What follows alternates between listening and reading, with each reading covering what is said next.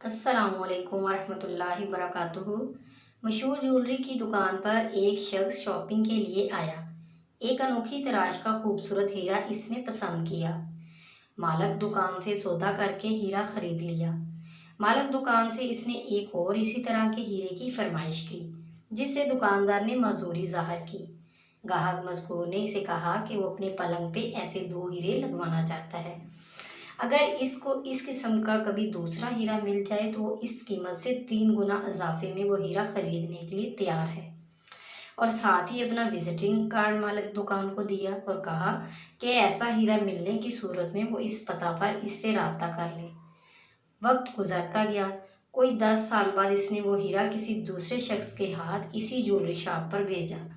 دکان کے مالک نے مہنگی قیمت پر ہیرا خرید لیا اور پہلے ہیرا خریدنے والے شخص کو بذریعہ خط اطلاع دی کہ آپ کی خواہش کے مطابق بالکل اسی طرح کا ہیرا مل گیا ہے، آپ حسب وعدہ قیمت دے کر ہیرا لے جائیں۔ جواب میں اسے خط ملا کہ کوئی 2 سال پہلے اسے اس کا مطلوبہ ہیرا مل گیا تھا، آپ کو میں نے بذریعہ خط آگاہ کر دیا تھا، شاید میرا خط آپ کو ملا نہیں یا آپ نے پڑھا نہیں، اور ساتھ ساتھ معذرت بھی کر لی۔ تحریر ہرزہ لکھنا کا مقصد آپ کو آگاہ کرنا ہے۔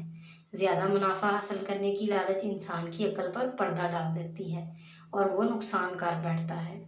مزید اچھی سی ویڈیوز کے لیے ہمارے چینل کو سبسکرائب کریں، لائک کریں اور شیئر کریں۔ شکریہ۔